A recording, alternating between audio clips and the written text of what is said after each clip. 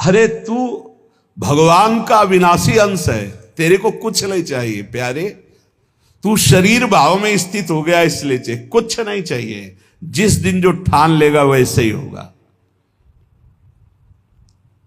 कई वर्ष अन्न नहीं पाया गया। भ्रमण में क्या मिलता, कभी जब कोई पूछता वैसे तो उबली हुई आलू या इतना गुड़, या कभी कोई हफ्ता 10 दिन में दूध थोड़ा दे देता, कोई फर्क नहीं पड़ता। काफी समय तक भगवती भागीरथी के परम पावन दुग्ध का पान करके जैसा इस शरीर को बनाना चाहो 10 दिन केवल कष्ट लगता है। जैसे अन्न छोड़ो तो 10 दिन परेशानी, फलाहार छोड़ दो, केवल जल पे आ जाओ तो 10-15 दिन परेशानी। इसके बाद शरीर उसी में सेट हो जाएगा, वो उतने जल की खुराक में अपने जीवन को चलाने लगेगा। घबराते हो केवल कि ऐसा कैसे चल सकता है। सब सहन करने की कोशिश करो, सब सह लोगे। सच्ची मानिए, ये अच्छे अच्छे पदार्थ खाकर सुविधाजनक जीवन व्यतीत करके वो उच्च कोटि की अध्यात्म की ऊंचाई बहुत कठिन है, बहुत कठिन है। लालसा तो बहुत ऊंची करते हैं, लेकिन आचरण हमारे अगर ठीक नहीं है, हमारी वैसी लालसा के अनुसार साधना नहीं है, वैसे हम चल नहीं रहे, तो कैसे लालसा पूर्ण होगी। समझो, पहले देहूति जैसी पत्नी के लिए 10,000 वर्ष तक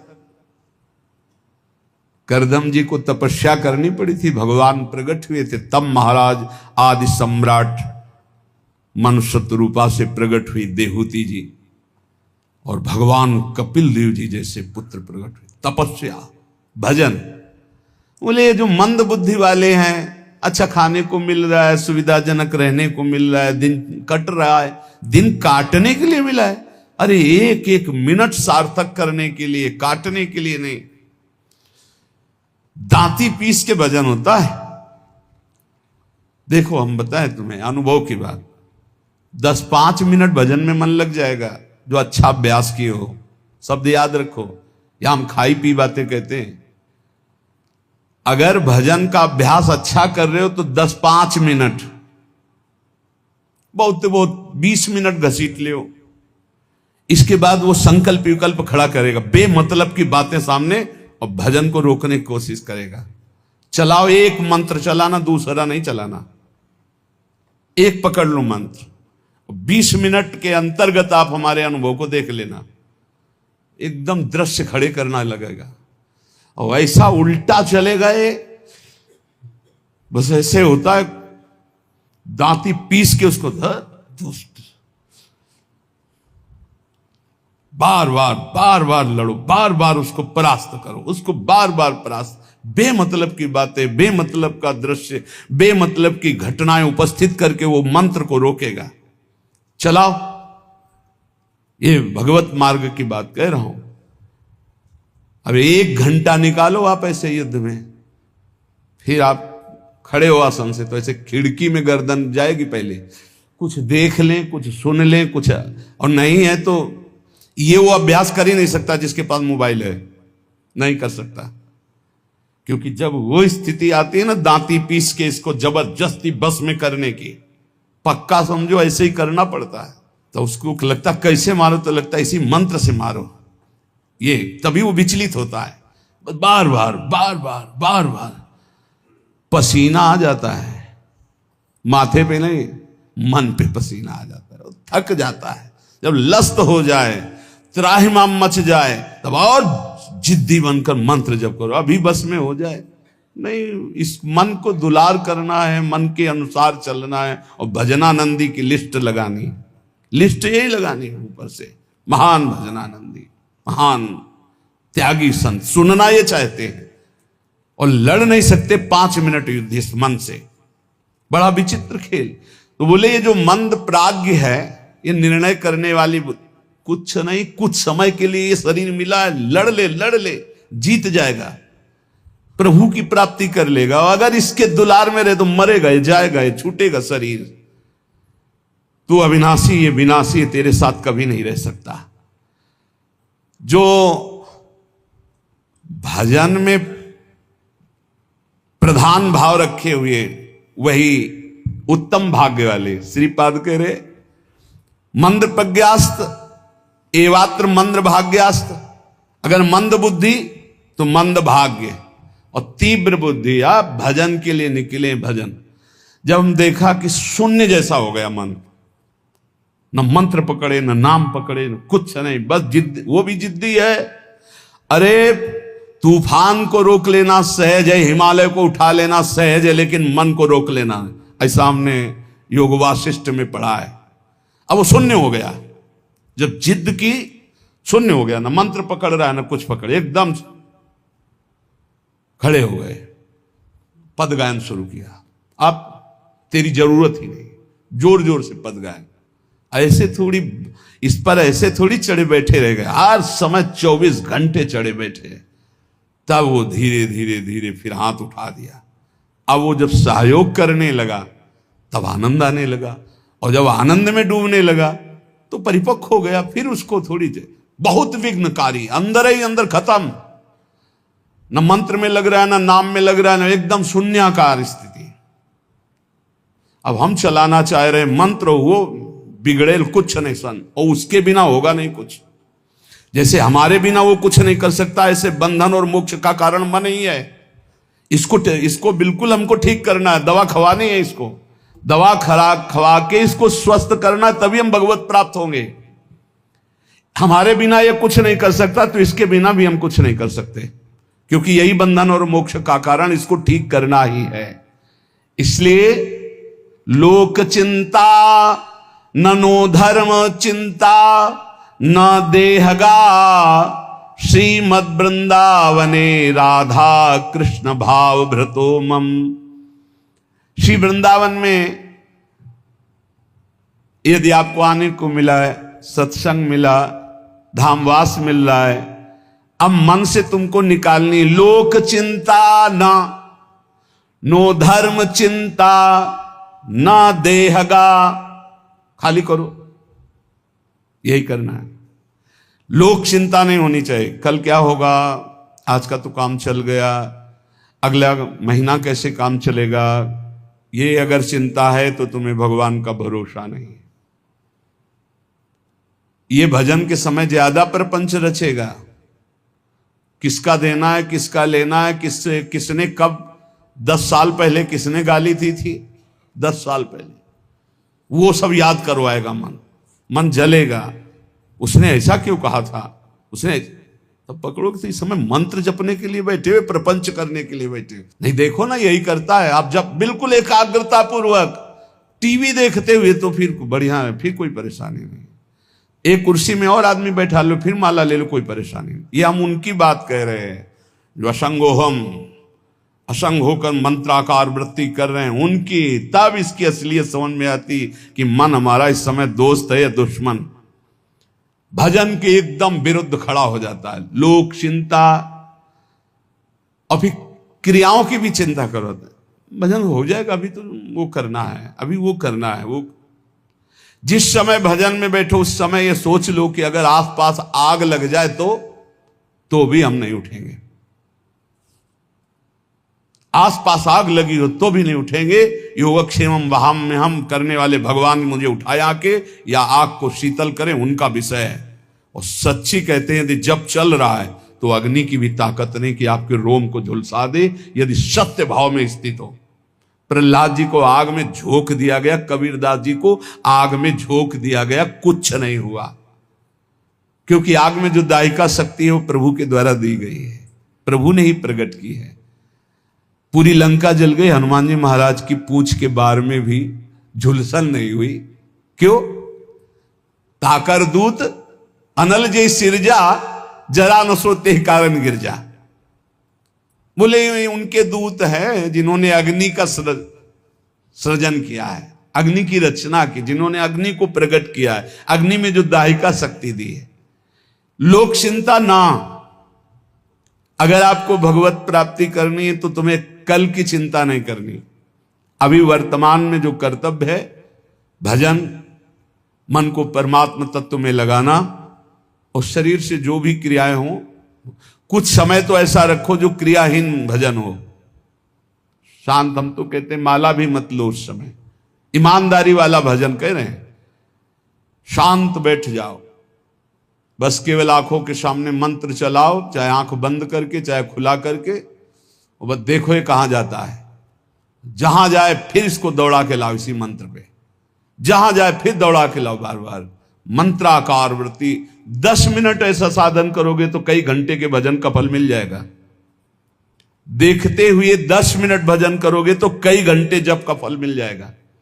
बहुत प्रभाव है मानसिक चिंतन करते हुए मंत्र जपने का। पर उस समय लोक चिंता ना, और ना धर्म चिंता कि अभी हमारा ये कर्तव्य है, उस समय नहीं। और ना देहेगा, अरे बड़ा दर्द हो रहा है, ये दर्द हो रहा है, वो दर्द हो रहा है। तुम्हारे किसी के दर्द तो कभी कभी होता होगा, हमारा दर्द का तो संबंध हो गया है, दर्द से हमारा तो संबंध हो गया है। जैसे तुम्हारा स्वाभाविक कभी बुखार आदि आवे तो शरीर में पीड़ा होती ना, ऐसी हमारे तो रोज बनी रहती है। इसके ऊपर उठे तब कांखना आएगा कि बहुत दर्द हो रहा है, फिर ऐसा आएगा। जितना तुम्हें कांखने पे आता है उतना तो रोज हमें रहता है, उतने का तो अभ्यास है इस शरीर को। उसके ऊपर जब होता है तब पकड़ के चलने की बात आती है। देहगा, और आप सच्ची मानो ऐसी स्थिति में भी गुरु कृपा से, गुरु प्रसाद से जो बैठने की, जो टहलने की, जो चिंतन की दिनचर्या, उस पर कोई फर्क नहीं। वैसे ही देह की भी चिंता नहीं करनी, धर्म की भी चिंता नहीं करनी, लोक की जीवन की भी चिंता नहीं करनी। कूद पड़ो, इस मार्ग में कूद पड़ो, खजाना ही खजाना हाथ में आ जाएगा। श्रीपाद कहते हैं जब कोई ऐसे भजन करता है तब उसके अंदर भावना श्यामा श्याम की जागृत होती है। तब भावोत्सवेन भजताम रसकाम धेनुम। संत वाणी, महापुरुषों का प्रत्येक वचन भगवत प्राप्ति के लिए बहुत अमृतमय सहायक है। कह रहे हैं अंधी करोमि भुवनम बधरी करोमि धीरम सचेतन मचेतनताम नयामि कृत्यम न पश्यति नयेन हितम शृणोति धीमान धीतमति न प्रतिसंदधाति। जो व्यक्ति बात बात पे क्रोध करता रहता है वो अपने भजन को छीण कर देता है, उसका भजन फलदायी नहीं हो पाता। अंधी करोमि, वो अंधा हो जाता है और ऐसे बात बोल देता है, ऐसी क्रिया कर देता है, ऐसी चेष्टा करता है, ऐसा संकल्प बना लेता है, उसका भजन क्षीण हो जाता है। क्रोधी पुरुष का भजन क्षीण हो जाता है, वो भगवत प्राप्ति कराने में समर्थ नहीं होता। अंधी करोमि भुवनम बधरी करोमि, गुरुजन उसे बोले समझावे तो उसको गुस्सा आ जाएगा, वो बहरा हो जाता है, उनकी बात नहीं सुन, वो अंधा हो जाता है, वो चेतन होते हुए जड़ हो जाता है। बस वो मैं ऐसा कर सकता हूं, मैं ऐसा कर दूंगा, वो अपने परम कर्तव्य को भूलकर अहित की बात बोलना लगता है, गाली गलौज करना। इसलिए बुद्धिमान पुरुष को चाहिए, जो भगवत प्राप्ति करना चाहता है, इस क्रोध रूपी शैतान से बचे। ये आ गया तो ना गुरुजनों की बात सुनेगा, ना देखेगा, ना समझेगा, जड़ जैसा हो जाएगा और बहुत गंदी गंदी बातें बोलने लगे, गाली गलौज, अपराध प्रवृत्ति, हिंसा आदि। जो उपासक भगवत प्राप्ति करना चाहता है इस क्रोध से बचे। क्रोध बहुत ही हानिकारक है। ये बहुत अच्छा रहेगा, बहुत पक्के हो जाओगे। जब घर से निकले तो जन्मभूमि से थोड़ा ही निकले थे कि मन ने डरवा दिया, भोजन कहां करोगे, कौन देगा भोजन का। ये तो अभी तो शुरुआत ही हुई, किसने हमारा साथ ही देना बंद कर दिया, बिल्कुल घबराहट पैदा कर दी। कहां रहोगे, कौन तुम्हारा पालन पोषण करेगा, कौन तुम्हारी रक्षा करेगा, इतने प्रश्न उठा दिए, पर कदम नहीं रुका, खड़े नहीं हुए, भागे। कहीं कोई जग न जाए, कहीं कोई देख न ले, बस भागते गए और उत्तर देते गए मन को, प्रभु जहां जैसे रखेंगे वैसे रहूंगा, प्रभु भूखे रखेंगे तो भूखा रहूंगा, प्रभु अगर पिटवाएंगे तो पिट लूंगा, प्रभु मरवा डालेंगे तो मर जाऊंगा, कदम पीछे नहीं लौटाऊंगा। पता नहीं पूर्व का कुछ होगा ऐसा। वही शब्द पूरे जीवन भर उत्तर देता रहा इस मन को। जब इसने पछाड़ मारने की कोशिश की ता उसको वही उत्तर नहीं, तो कदम आगे बढ़ते चले गए। महासहानि दुखानि सुखान्युन्मादकानि वा। अब कोई दुख नहीं है। क्यों? जैसे अपनी घर आ जाए और पता चले गाड़ी बिगड़ गई तो सुख होगा इस बात का कि गाड़ी को तो बिगड़ना ही था, पर घर आके बिगड़ी ये बहुत हुआ। अच्छा, अगर कहीं रास्ते में बिगड़ जाती तो गड़बड़ हो जाता, फिर पता नहीं अंधेरा हो जाता और हम अपने घर तक नहीं पहुंच पाते। लेकिन कृपा ये हुई कि जब घर दिखाई दिया कि आ गया तो गाड़ी बिगड़ गई तो कोई परेशानी नहीं हुई, अपनी अटैची उतारी, अपने घर आ गए। ऐसे महासुखानी, पक्का विश्वास करो, यदि आप पहले से तैयार रहोगे दुखों से लड़ने के लिए तो आप कभी प्रश्न नहीं करोगे कि हमारे साथ भगवान ऐसा क्यों कर रहे हैं। अगर ये प्रश्न आ गया कि हमारे साथ प्रभु ऐसा क्यों कर रहे हैं, तो ना आप शरणागत हो और ना आप भगत हो। ये प्रश्न भक्त के हृदय में नहीं होते, बहुत बार सुन चुके हो। ये प्रश्न नहीं होते कि आपने दुख क्यों दिया, आज तक किसी भक्त के मुख से ऐसा नहीं निकला। आपने ऐसा क्यों किया, ये प्रश्न नहीं निकला। ये प्रश्न निकलता है जिसकी शरणागति पुष्ट नहीं होती, जिसका आत्मसमर्पण नहीं होता। तो हम पहले से महापुरुष जनों के वाक्यों से पुष्ट करते हैं, यदि आपको अभी शरीर स्वस्थ है तो खूब भजन कर लो, आगे दुख आने वाला है। लिख लो अपने लोगों की क्या भजन साधना है, जो रात दिन दिव्य भजन करते रहे। उनके जाते जाते शरीर में पूज्य पाद उड़िया बाबा जो 18 घंटे पद्मासन, 18 घंटे एक आसन में बैठे, उन महापुरुष के गुदाद्वार में ऐसा चटक गया था।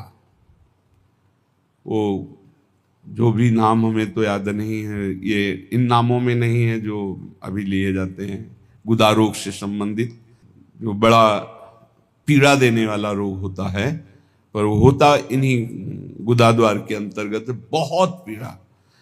पर वो ऐसी स्थिति में भी पद्मासन में अपने आसन में बैठते थे, कोई औषधि प्रयोग नहीं। बोले इसका तो केवल ऑपरेशन होता है, बोले कोई जरूरत नहीं। कई महीने तक पीड़ा देता रहा, फिर गायब हो गया। क्यों? क्योंकि उतना ही प्रारब्ध है। वो जहां अपना कष्ट भुगवा दिया खत्म हो जाएगा, बिना औषधि के खत्म हो जाएगा। हिम्मत रखना। बड़े बड़े महापुरुषों के शरीरों में कष्ट आया है तो पहले से तैयारी कर लो। भला हम कष्ट की तैयारी क्यों कर ले? क्योंकि हमें सुख भोगना है। देखो, जन्मभूमि से 5-7 कोस गंगा जी, नंगे पैर से जाया जाता था गंगा स्नान करने। छोटे छोटे बच्चे थे, साथ जाते, नंगे पैर चलाया जाता, क्योंकि गंगा स्नान करने जाए बड़ा भाव रहता है, पवित्र भाव, जाग साष्टांग दंडवत।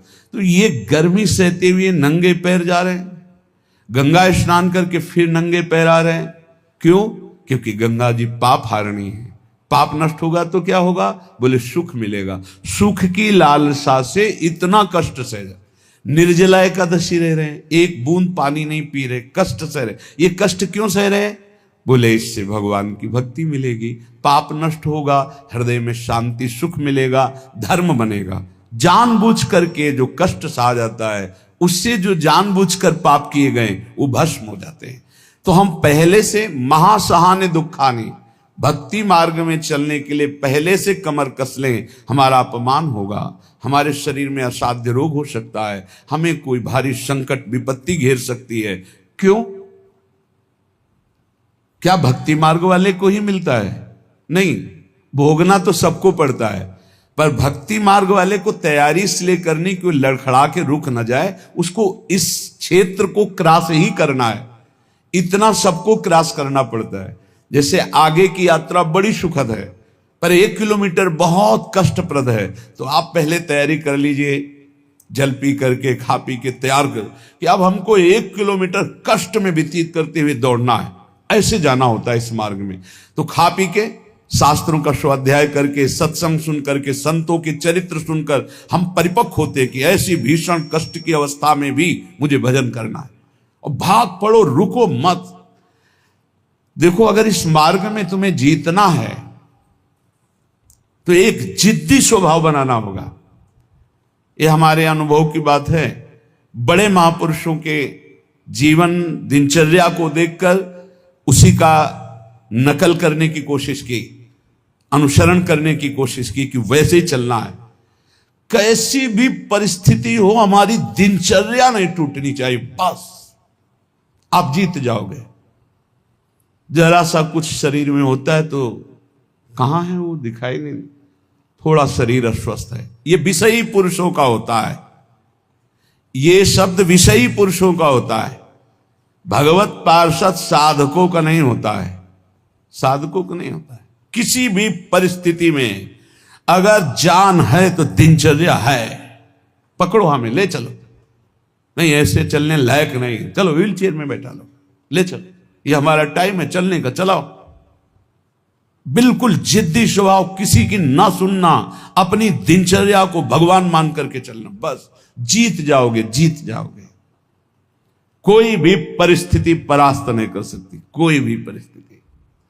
केवल आप बल रखो अंदर भगवान का, और अपनी दिनचर्या को प्रमाद स्थिति में मत देखो। नहीं, ये तो बहुत बड़ी हानि हो जाएगी, मेरे मन को ये प्रमाद करने की आदत बन जाएगी, ऐसा नहीं होगा।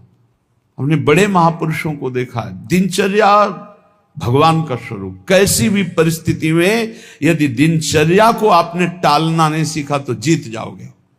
हम जहां खड़े होते हैं वहीं खड़े होंगे, जिस टाइम खड़े होते हैं उसी टाइम खड़े होंगे, जिस टाइम बैठना उसी टाइम बैठेंगे, जिस टाइम लेटना उसी टाइम लेटेंगे। हर काम घड़ी से होता है, 1 मिनट का अंतर कभी नहीं, तो ऐसे नहीं।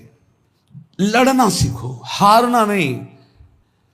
बड़ी भीषण गर्मी है, पहली बार सृष्टि में गर्मी पड़ रही है। ये गर्मी कटती थी काशी के घाटों में, जहां नीचे पत्थरों से लपट उठती थी। पीने के लिए बिस्लरी नहीं, गंगाजल, जो ऊपरी तह में गंगाजल खौलता हुआ ऐसा गर्म दिखाई दे। गंगाजल के 2 स्वरूप होते हैं, जैसे सर्दी में ऊपर एकदम ठंडा, नीचे इतना डुबकी लगाओ तो गर्म। अब गर्मी में है ऊपर गर्म, नीचे ठंडा। वो हम लोग वहां रहे तो पूरी प्रक्रियाएं सब पता है। दिन में पंडों की छतुरी और रात में ऐसे बस वही मार्किन जो पहने वही बिछा ले, आग, पसीना पसीना पसीना। ठीक 2 बजे वो दुप दुप वाली घड़ी छोटी, बस सूर्य दिनचर्या, जल लिए विश्वनाथ। अपने जीवन को ऐसा बना लो मजबूत, कोई भी रोग दोष दुख विपत्ति संकट प्रभु के चिंतन से ना हटा पावे। वो देखते हैं, प्रभु देखते हैं मेरे लिए कितना समर्पण है, मेरे लिए अब तो कष्ट है ऐसा। आप आराम से शयन करना सीखे अगर, तो आप साधक नहीं हैं। आज तक कभी चलो सोया जाए ऐसा दिमाग में रख के नहीं लेटा गया है। करवट लिए बैठो, मंत्राकार वृत्ति, सीधे लेटे मंत्राकार वृत्ति। अब जब आ गई नींद आ गई, अपने समय से फिर उठ गए। हम सोने के लिए नहीं लेटते, हम लेट कर भी भजन करते हैं, भजन के लिए लेटते हैं। हम इसलिए बता रहे हैं कि इसको पकड़ो, यही तुम्हारी लड़ाई है। जब तुम खाली लेटोगे सोने के लिए तो काम वेदना और नाना प्रकार के विषय चिंतन उस समय हावी होंगे। और जब तुम भजन करते हुए भजन की वृत्ति में लेटोगे तो लेटे लेटे मंत्र सुन रहे हो, भजन कर रहे, कब सो गए आपको पता नहीं चला, निर्विकार स्थिति में। और जब जगोगे तो निर्विकार स्थिति में। और ऐसी स्थिति में जब स्वप्न आएंगे तो निर्विकार भजन वाले महापुरुषों का सानिध्य, भगवत प्रेमी संतों का संग। कैसे तुम्हें बताएं, एक से एक कोई दिन ऐसा नहीं जिस दिन एक से एक महापुरुषों का मिलन ना हो, एक से एक महापुरुषों का मिलन। क्यों? भगवान सब रूपों में है, उन्हीं की शरण में, उन्हीं का निरंतर चिंतन है, तो वो अपने भक्त का मनोरंजन करते हैं। भक्तों का मनोरंजन किससे होता है? भगवान से। भक्त जन मनोरंजन भगवान का नाम। तो कैसे मनोरंजन? जैसे आदमी थक जाता है तो बोले अभी लगाओ थोड़ी देर देखे, तो भक्त को विश्राम देने के लिए भगवान क्या करते? स्वप्न में अपनी दिव्य लीलाएं, कभी किसी भक्त का सानिध्य, कभी वो जगह परमानंद में डूब रहा है, आज तो हमें कबीरदास जी के दर्शन हुए, आज तो हमें महापुरुष के, आज राधा बाबा के एकदम आनंद मगन, आज तो प्रभु देखो कैसी ये लीला दिखाई, बड़े बड़े दिव्य भाव। कब? जब शयन करने के लिए शयन नहीं कर रहे, भजन करते हुए शयन कर रहे हैं। जितना हमारा समय है लेटने का, बस उतना ही समय है, उसके अलावा नहीं। थक गए होगे आप, लेट जाओ। आसपास जैसे सेवा में जो रहते हैं, हाँ ठीक लेट जाएंगे, अभी 35 मिनट है लेटने वाले समय को, फिर खड़े हुए 4 कदम चल के आए, फिर बैठ गए, आप पूरा हो जाए, हाँ बिल्कुल समय हो गया। कांटे पे समय आया, लेट गए, कांटे पे समय आया, उठ गए। इससे आपको वो पावर मिलेगा जो आपको परास्त नहीं कर सकता। जब साधक के सुनते कि वो थोड़ा स्वास्थ्य आज अनुपस्थित इसलिए, साधक का मतलब होता है कि उठ के चल ना पावे तो ए भाई हाथ जोड़ो 2 जनों से, हमको उठा के वहां ले चलो। उपस्थिति अनिवार्य है, हम वहां उपस्थित रहेंगे, हमारा ये समय उपस्थित रहने का है।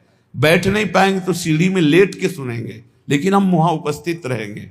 ऐसा जब जिद्दी स्वभाव होता है, तब माया मां की तरह दुलार करती कहती निकल जाओ। तो महासहान दुखानी, ऐसे किसी के विषय में अगर जानना है तो या तो सोई जाने जे देव जनाई, और या हर समय रात दिन उनके साथ रहो तो जान सकते हो। बाहर से तो आप केवल कुछ समय के दृश्य को देखोगे, अपनी बुद्धि के तराजू में तोलोगे तो तुम्हारी बुद्धि कितनी है वो तुम हरि जाने। महासहान दुखान, ये शब्द बहुत अमृत है। यदि ऊपर उठना है तो इस शब्द को गले लगाना पड़ेगा। भगवत मार्ग में चलना है तो इस शब्द को गले लगाना पड़ेगा, महासहानि दुखानि। तब आगे आएगा सुखान्युन्माद का निवा, महानुन्माद प्रकट करने वाला सुख मिलेगा। फिर वृंदावन दृढ़ प्रीति, प्रिया प्रीतम से, वृंदावन से, नाम से दृढ़ प्रीति प्रकट हो जाएगी। खत्म संसार चक्र। श्रीमद वृंदाटवी कुंज पुंजे नित्य विहारिणौ, गौर श्याम महाश्चर्य किशोरौ मम जीवनौ। श्री वृंदावन के निकुंजों में जो नित्य विहार करने वाली गौर श्याम महाश्चर्य में जोड़ी है, यही मेरा जीवन है, यही मेरा सर्वस्व है। मंद प्रज्ञास्त एवात्र मंद भाग्यास्त एव ही, ये वृंदावन माश्रित राधा कृष्ण न भेजिरे। स्वामी अनंग बोधाश्रम स्वामी जी, देखो ऐसी धूप में रेत कैसी होती जानते हो? जैसे चना डाल दो तो भून जाए, ऐसी रेत होती गंगा जी की। हम चले हैं, उस पे रहे हैं, पैर रखो तो ऐसा लगता है जैसे तपते हुए तवा में रख दिया। जो जहां शुष्क रेत है ना, एकदम सूखी रेत, बिल्कुल भुनी हुई, ऐसे लगते है कि बस अन्न डाल दो तो लावा बन जाए, भुन जाए, ऐसी रेत। और आप दिगंबर उसी में रहते थे, रात दिन 24 घंटे। जैसे दोपहर में कोई बहुत दया करके भिक्षा देने जाता, अरे स्वामी जी, अरे पैर रखते नहीं बोलता, ऐसे कह देते, ऐसे रेत लेते, ऐसे फिर अच्छा खड़ा हो जाया शीतल। और आपकी त्वचा ऐसी, जैसे कहने में अशुद्ध लगता है, जैसे पशुओं की त्वचा होती, ऐसी त्वचा हो गई थी। प्रकृति का वार पूर्ण सहते हुए तब धर्म सम्राट करपात्री जी साष्टांग दंडवत करते से, अगर मूर्तिमान ब्रह्म का साकार रूप देखना है तो बोले जाओ, अश्विनी आश्रम की रेती में पड़ा हुआ है मूर्तिमान ब्रह्म, जटाओं का भार, पूरा शरीर श्याम वर्ण का, दिगंबर, ब्रह्माकार उन्मादकारी नेत्र, रात दिन एकांत वही गंगा की रेती। महापुरुषों ने भगवत प्राप्ति के लिए, ब्रह्म बोध के लिए इस देह भाव का पूर्ण विस्मरण कर दिया। प्राया सुकृतिनाम अर्थे देवायांति सहायताम अपंथानम तु गच्छन्तम शोदरोपि विमुंचति। जब कोई सही मार्ग में चलने लगता है, दूसरों को सुख पहुंचाने की बात बोलता है, तो दैवी शक्तियां उसकी रक्षा में हो जाती हैं। वो अकेला नहीं रहता। जब कोई धर्म से चलता है, नाम जप करता है, दूसरों को सुख पहुंचाने की बात सोचता है, तो भागवतिक दैवी शक्तियां उसकी सहायता में हो जाती हैं। और जब कोई कुमार्गगामी होता है, अपंथानाम तु गच्छन्तम, गंदे आचरण में चलता है, तो उसका अवसर पर सगा भाई भी साथ नहीं देता है। दैवी शक्तियों की तो बात क्या जाने दो। अपंथानाम तु गच्छन्तम सोदरोपि विमुंचति, जो उदर से, उसी उदर से प्रकट हुआ सगा भाई, वो भी त्याग कर देता है, उसका कोई साथ नहीं देता। इसलिए प्रायः सुकृतिनाम अर्थे देवायांति सहायतम, सुकृतिवान बनो, धर्म मार्ग में चलने वाले बनो, भगवान नाम स्मरण करने वाले बनो, सब दैवी शक्तियां तुम्हारी सहायता करेंगी बिना मांगे। कुमार्गगामी बनोगे तो दैवी शक्तियों की बात जाने दो, तुम्हारा कोई मित्र भी, तुम्हारा सगा भाई भी तुम्हारा साथ नहीं देगा, उसको भी रोक दिया जाएगा। भागवतिक सिस्टम बाधा पहुंचा देगा, वो तुम तक पहुंच ही नहीं पाएगा। कुमार्गगामी मत बनो।